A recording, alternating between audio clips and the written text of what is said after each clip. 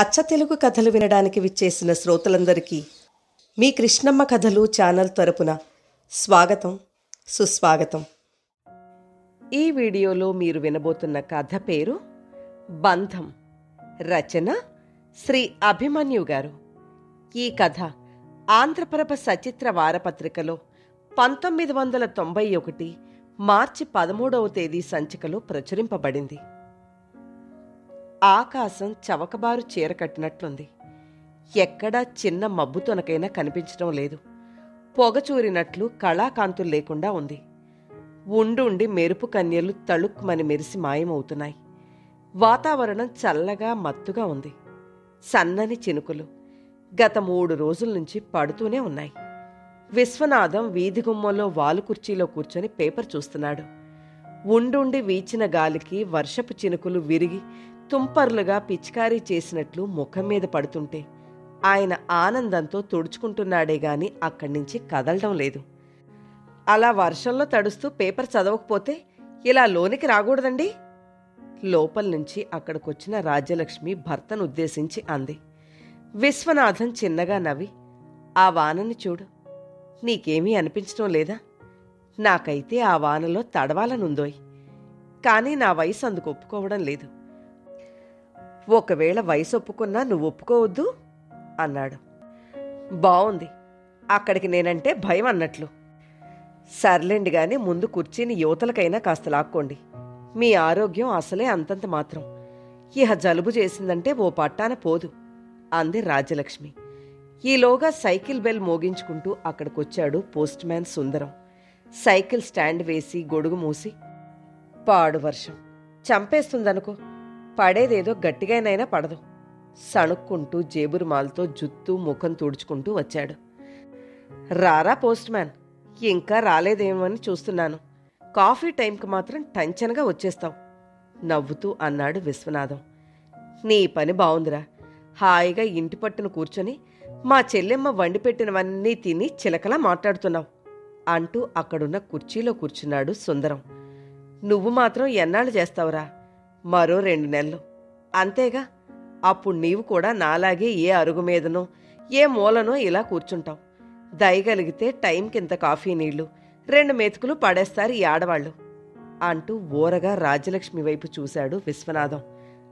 అనండి, ఏదో ఒకటి అనందే మీకు నిద్ర పట్టదు, కడుపు నిండదు. ఈయనగారితో నేటిగాని ఉండన్నయ్య, కాఫీ తెస్తాను అంటూ లోనికెళ్ళింది రాజ్యలక్ష్మి. ఇదిగోరా విశ్వం, నీ 3 కొడుకులు కూడా బలుక్కుని రాసినట్లున్నారు అంటూ 3 కవర్లు బ్యాగ్లోంచి తీసిచ్చాడు సుందరం. విశ్వనాథం అవి అందుకొని, ఆశ్చర్యంగా ఉందే, అందుకేనేమో ఈ వర్షం ఇలా వదలకుండా కురుస్తోంది అన్నారు. నీకంతా వేళాకోళమేరా, కొడుకులు ఉత్తరం రాస్తే ఆశ్చర్యం దేనికిరా? అయినా కొడుకులంటే వారురా, క్రమశిక్షణకి పెట్టింది పేరు. అలాంటి కొడుకులు ఈ రోజుల్లో ఎంతమంది ఉన్నారా? ఎంతమందికి ఉన్నారా అన్నాడు సుందరం. ఆ కొడుకుల్ని చూసుకునే వారు పొంగిపోతుంటారు. ఆయన సంగతి తెలియదా అన్నయ్య?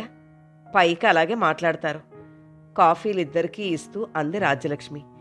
ఇదిగోనోయ్, నీ కొడుకులు కట్టుకుని ఉత్తరాలు రాశారు, కాస్త చదివి వినిపించు. విశ్వనాథం కవర్లు రాజ్యలక్ష్మికి అందించాడు.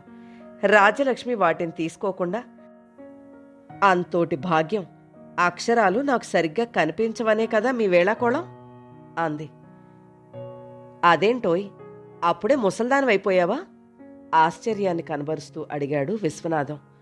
ఆహా కాదు, మీరింకా నవయువకులని అనుకుంటున్నారా? ఎవరైనా పిల్లనిస్తారేమో చూడండి ఇంతోటి అందానికి. రాజ్యలక్ష్మి 2 చేతులు అటూ ఇటూ ఊపుతూ అంది. మరి ఈ అందాన్ని చూసే కదా మన పెళ్లి చూపుల్లో మూర్చపోయావు విశ్వనాథం చిలిపిగా నవ్వుతూ అన్నాడు. ఛీ పోదురు. రాజ్యలక్ష్మి నవ్వుతూ లోనికెళ్ళిపోయింది. విశ్వం, ఎందుకురా చెల్లాయిని అలా ఆట పట్టిస్తావు? సుందరం నవ్వుతూ అన్నాడు.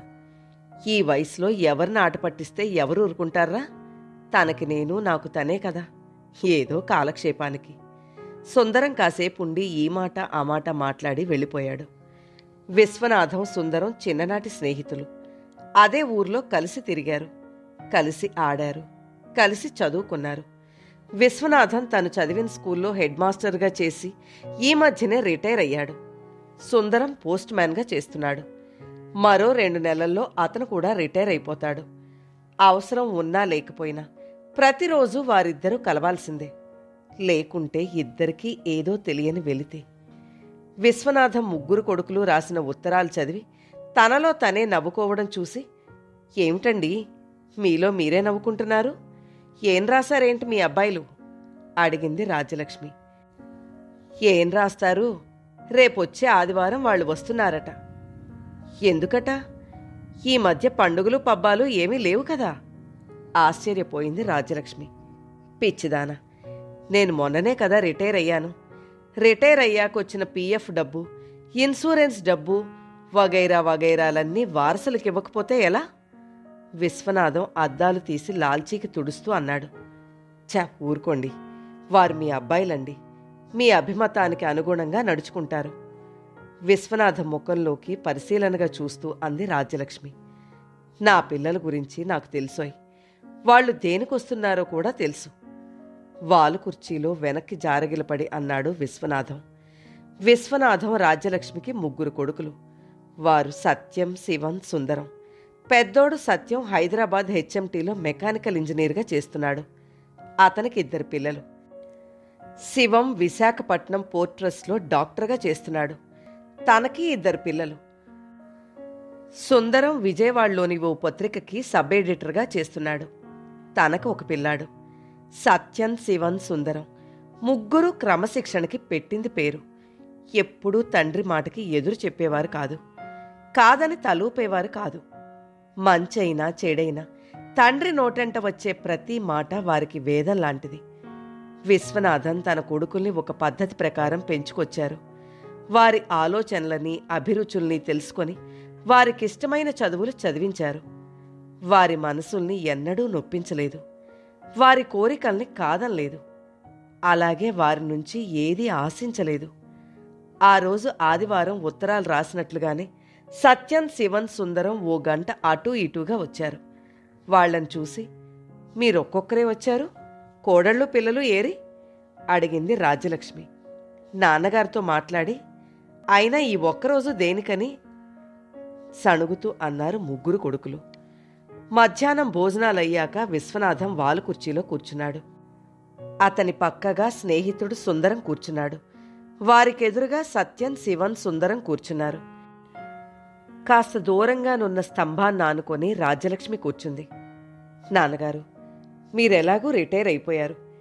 ఈ ఇల్లు అమ్మేసి మా దగ్గరకు వచ్చేస్తే బావుంటుంది. సత్యం మెల్లగా అన్నాడు.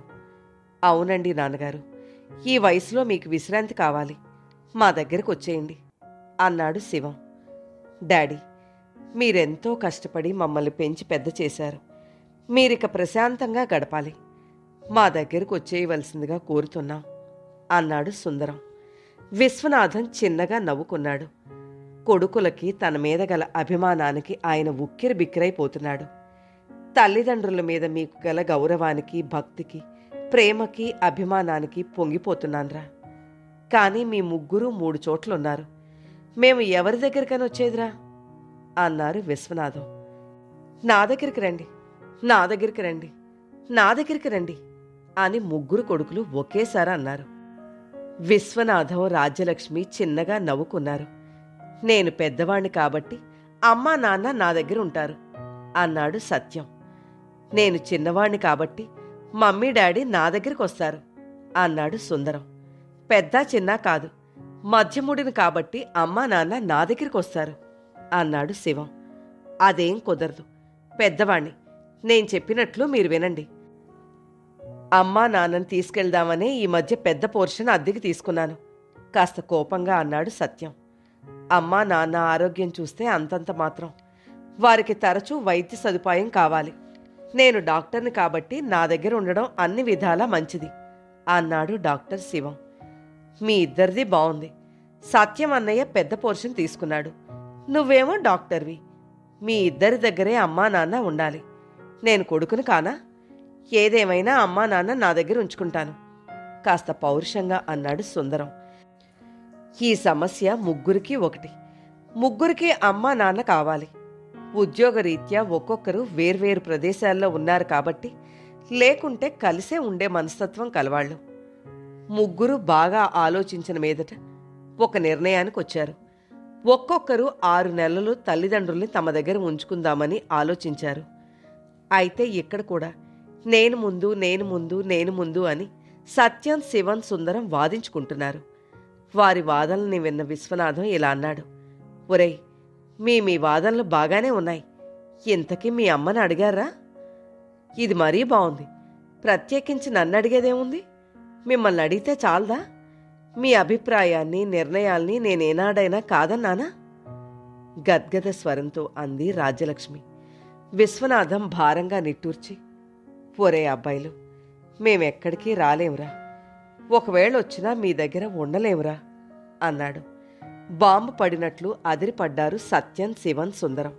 వారితో పాటు స్నేహితుడు సుందరం, భార్య రాజ్యలక్ష్మి ఆశ్చర్యపోయి విశ్వనాథం వైపు చూడసాగారు. విశ్వం, నువ్వు చాలా అదృష్టవంతుడివిరా. నీ కొడుకులు రత్నాలురా. అందరికీ ఇలాంటి కొడుకులుంటే ఏ తల్లి తండ్రి అయినా ఎందుకు బాధపడతారు? ఆస్తి కోసం కన్నవారిని, రక్తం పంచుకు పుట్టిన వారిని చూడకుండా, దయాదాక్షిణ్యాలు లేకుండా ఒకరినొకరు నరుక్కుంటున్న ఈ రోజుల్లో ఎటువంటి స్వార్థం లేకుండా మిమ్మల్ని పువ్వుల్లో పెట్టి చూసుకుంటామన్న కొడుకుల దగ్గరికి వెళ్ళనంటావేంట్రా? సుందరం స్నేహితుడి భుజం తట్టి అన్నాడు. నాన్నగారు, మీ పట్ల అగౌరవంగా ప్రవర్తిస్తే క్షమించండి. మేం చేసే అపరాధం ఏమైనా ఉంటే మమ్మల్ని మందలించండి. అంతేగాని మా దగ్గరికి రాలేమని అనకండి. మీ ఇష్టం. మీరు మా ముగ్గురిలో ఎవరి దగ్గరున్నా మిగతా వాళ్ళకి ఎటువంటి అభ్యంతరం లేదు. అంతా మీ ఇష్టం అన్నాడు సత్యం. ఒరేయ్ సత్యం, మీరు నా కొడుకులరా. మీరు తప్పు చేయడమేంట్రా? మీ బాధ్యత మీరు నెరవేర్చుతున్నారు. విశ్వనాథం అలా అనేటప్పుడు అతని గొంతు బొంగురుపోయింది. విశ్వం, ఎందుకురా ఈ తాత్సరం? నాకు ఉన్నారా 2 కొడుకులు. నేనెప్పుడు రిటైర్ అయిపోతానా, ఎప్పుడా వచ్చే డబ్బు పంచుతానా అని కాచు కూర్చున్నారు. నీవేమో బంగారం లాంటి నీ కొడుకుల దగ్గరికి వెళ్ళనంటున్నావు అన్నాడు స్నేహితుడు సుందరం. విశ్వనాథం రాజ్యలక్ష్మి వైపు చూశారు. ఆమె స్తంభాన్ని ఆనుకుని కూర్చుని ఎటో చూస్తోంది. ఇక్కడ ఇంత జరుగుతున్నా తనకేమీ పట్టనట్లుంది. ఆమె వదనంలో ఎటువంటి భావం లేదు, చిన్న అలసట తప్ప. నిజమే, ఆ దంపతులిద్దరూ జీవితంలో బాగా అలసిపోయారు. వారికిప్పుడు విశ్రాంతి ఎంతో అవసరం. ఏ బరువు బాధ్యతలు లేని జీవితం గడపాలి. ఆ విషయం చెప్పాడు విశ్వనాథం. నాన్నగారు, మా దగ్గర మీకు విశ్రాంతి దొరకదని ఎందుకు అనుకుంటున్నారు? మిమ్మల్ని పువ్వుల్లో పెట్టి పూజిస్తాం అన్నారు శివన్, సుందరం. ఒరే, మేము ఉమ్మడి కుటుంబం నుంచి వచ్చాన్రా. అక్కడ ఒకరి సేవలు, సలహాలు అందరికీ కావాలి. అందరి మాట ఒక్క మాటగా ఉంటుంది. అక్కడ ఏం చేసినా మన కోసం, మన వాళ్ల కోసం చేసేవాళ్ళం. ఇప్పుడు అలా కాదు. నేను, నా వాళ్ళు, ఎవరి సంసారం వాళ్ళది, ఎవరి జీవితం వాళ్ళది. ఆర్థికపరమైన ఆలోచనలు మనిషిని దూరం చేస్తున్నాయి. మీ దగ్గరకొచ్చి చీకు చింత లేని జీవితం గడపాలని ఉందిరా. కానీ మీ తరంలో మా తరం ఎమడలేదు. జీవితంలో ఎవరికెవరు తోడుండకపోయినా భర్తకి భార్య, భార్యకి భర్త జీవితాంతం తోడుంటారా. జీవితం చివరి మెట్టు మీద ఉన్నవాళ్ళం. మాకిక ఏ ఆశలు, ఆశయాలు లేవు. మీరు సంతోషంగా ఉండడమే మాకు కావాలి. మీ అమ్మకి ఉండుండి గుండెల్లో నొప్పి వస్తోందిరా. నా ఆరోగ్యం సంగతి కూడా మీకు తెలియంది కాదు. ఈ వయసులో మాకు డాక్టర్ కన్నా ఏకాంతం ముఖ్యం. మీ అమ్మ నన్ను పెళ్లి చేసుకున్న పాపాన తనకి జీవితంలో సుఖం లేకుండా పోయింది. నాకు, నా వాళ్ళకి, మీకు సేవలు చేసి బాగా అలసిపోయింది. దగ్గరుండి ఆమెను కాపాడుకోవలసిన బాధ్యత ఎంతైనా ఉంది. ఇంక మేమెక్కడికి రాలేంరా, రాలేం. విశ్వనాథం గొంతు బొంగురుపోయింది. అంతవరకు అతని కనులలో గూడు కట్టుకున్న కన్నీరు జలజల అతని చెంపల మీద నుంచి జారాయి. గుండె లోతుల్లోంచి పొంగుకొస్తున్న దుఃఖాన్ని ఆపుకోలేక నోటికి పైట చెంగు అడ్డం పెట్టుకుని అక్కడ ఉండలేక లోనికి వెళ్ళిపోయింది రాజ్యలక్ష్మి. విశ్వం, నువ్వు చాలా గొప్ప వ్యక్తివిరా. భార్య అంటే పిల్లలు కనే యంత్రమని సేవలు చేసే సేవకురాలని భావించే ఈ పురుష ప్రపంచంలో నీలాంటి వ్యక్తులు చాలా అరుదురా. నీకు నీ జీవిత భాగస్వామి మీద గల అభిమానానికి, ఆప్యాయతకి, అనురాగానికి నేను పొంగిపోతున్నాను. కాస్త ఈర్ష్యగా కూడా ఉందిరా. అందరూ నీలాంటి మనస్తత్వం కలిగుంటే దాంపత్య జీవితాలు 3 పువ్వులు 6 కాయలుగా విరాజిల్లుతాయి. సుందరం ఆనందంతో స్నేహితుని కౌగిలించుకున్నాడు. సత్యం, శివన్, సుందరం నోట మాట రాక తండ్రి వైపు చూస్తూ ఉండిపోయారు. వారికి విశ్వనాథం గారు తండ్రియే కాదు, గురువు, దైవం. వారికి తండ్రి నుంచి నేర్చుకోవలసింది ఎంతో ఉంది. ఆ పుణ్య దంపతుల కడుపున తాము పుట్టినందుకు ఎంతో ఆనందంగా ఉంది వాళ్ళకి. కాని ఆ తల్లిదండ్రులకి ఎటువంటి సేవలు అందించలేకపోయామనే బాధతో ఎవరి ఇంటికి వారు బయలుదేరారు.